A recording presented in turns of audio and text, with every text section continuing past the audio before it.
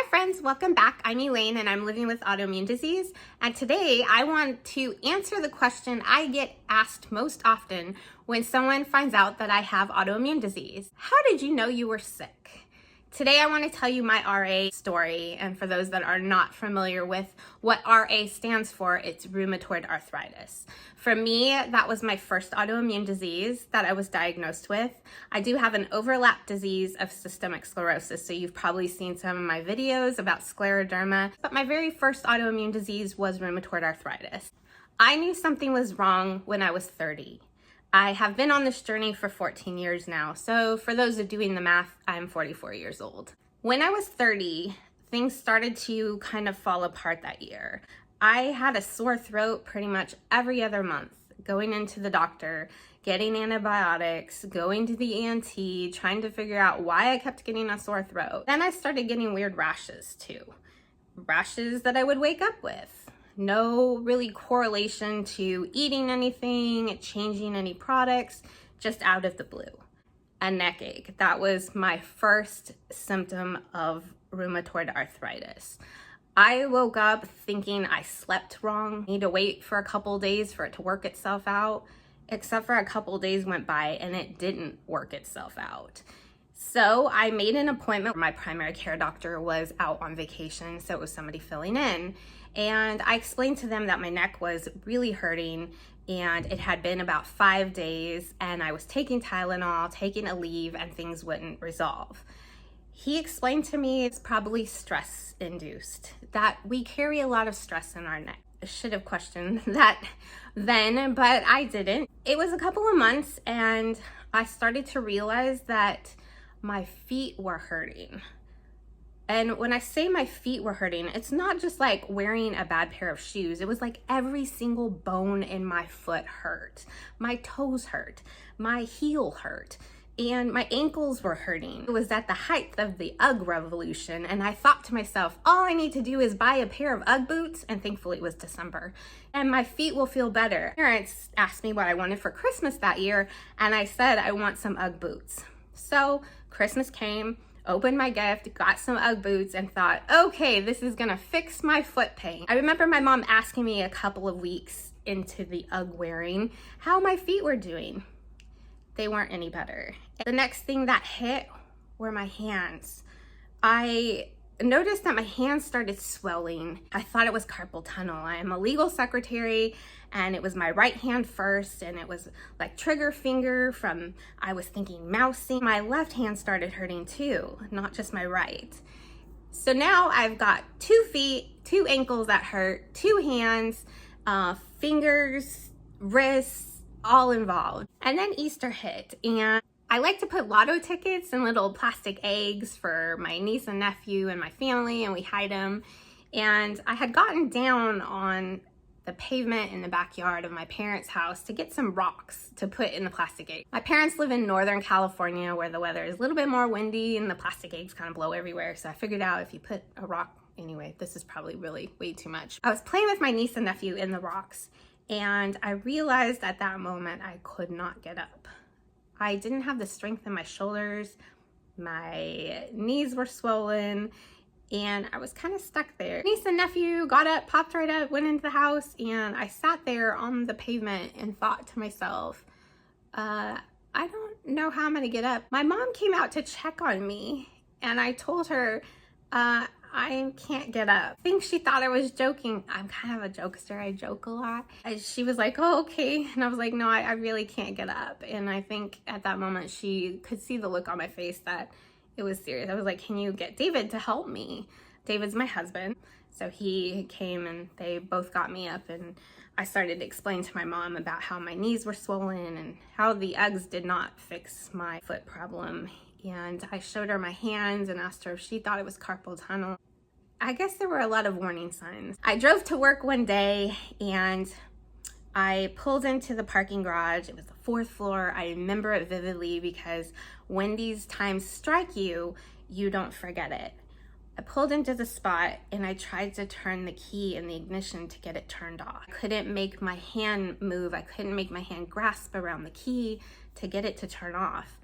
And I thought to myself, I am really not in a good spot. Something really wrong is going on. What I hadn't told people at that point also, I couldn't hold my toothbrush to brush my teeth. I couldn't hold a fork and knife to cut my food. I couldn't open the top to the water bottle. It was a lot of things I couldn't do. I couldn't raise my shoulders in the shower to wash my hair. I knew something was wrong and I knew I needed help. And so that day that I pulled into the parking garage and couldn't get my car off, and mind you, when you're sitting in a parking garage trying to figure out how you're gonna get your car off, a lot of things go through your mind. I went in, limped in, because at this point my feet are still hurting, my ankle's hurting, my knees are hurting.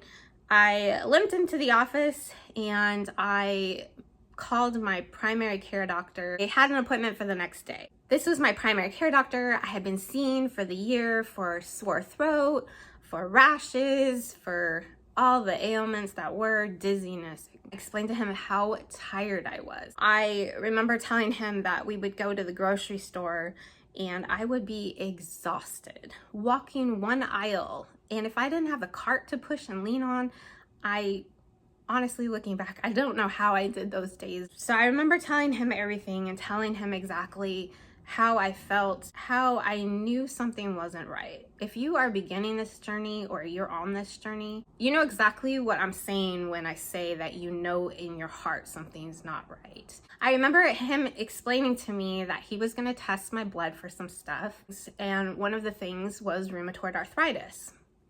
I was 30 years old. I knew nothing about rheumatoid arthritis. I only heard the word arthritis and replied to him, well, of course I'm going to get arthritis. I'm a legal secretary. I remember him telling me that it was an autoimmune disease. And I remember him saying that arthritis was just one symptom of RA. Run some blood tests and get back to me. I did the blood work, got a call from the nurse. And I remember her saying that the doctor needed to talk to me and I needed to come in. That is a call that nobody wants to get. Told her I was at work. She said I needed to come as soon as possible, and I made an appointment for that afternoon. I went into the doctor that afternoon. He showed me my blood work. I am a blessed patient in the way that I am seropositive. Seropositive, for those that don't know, that the disease shows up in your blood. So my rheumatoid factor had turned positive. My C-reactive protein, or CRP, which is an inflammation level, was very high. My SED rate was high, and he showed me everything and told me that I had rheumatoid arthritis and I needed to see a rheumatologist. The doctor explained to me that it was something that needed to be treated and managed, and it wasn't something that would be cured. I did what I knew to do after the appointment. I was alone. I didn't think it was a big deal. I didn't ask anybody to come with me. Got to the car, crying a bazillion tears. I'm sure people in the parking lot were like, what's wrong with this girl? And I called my husband and told him I had rheumatoid arthritis. Called my mom next and told her. I remember everybody was just kind of shocked. I think getting a diagnosis like that is obviously life-changing, but it's a relief to a patient who's been living a year of questions and a year of knowing something's wrong. It was relief to know that there was a name associated with what was happening. When I told those around me that I had rheumatoid arthritis, a lot of people were shocked because I hadn't let on how sick that I really was for the year. They knew I was getting sick with like sore throat, but I'm sure they just thought I was partying after work. That's my RA story that I wanted to share with you all. I don't know if you are in the midst of diagnosis or if you maybe are newly diagnosed. I want to encourage you and say that 14 years later, I would have never known the journey that I would be on, but I have learned a lot. I've learned that there is hope at the end of the RA tunnel. And if you have any questions, please leave me a comment down below. I will answer it to the best of my ability. I consider myself a veteran at this point. If you are in the midst of trying to get an appointment with a rheumatologist, I would say that is a great idea. You might want to check out my video about when I knew it was the time for a second opinion, just so that you can have a basis of knowing and building that relationship with a doctor. I'll link that down below. Thank you for watching my RA story. Thank you for coming along with me on this journey. If you would like to be along on my adventure, please feel free to subscribe. I'd love to have you. Until my next adventure, go have yours.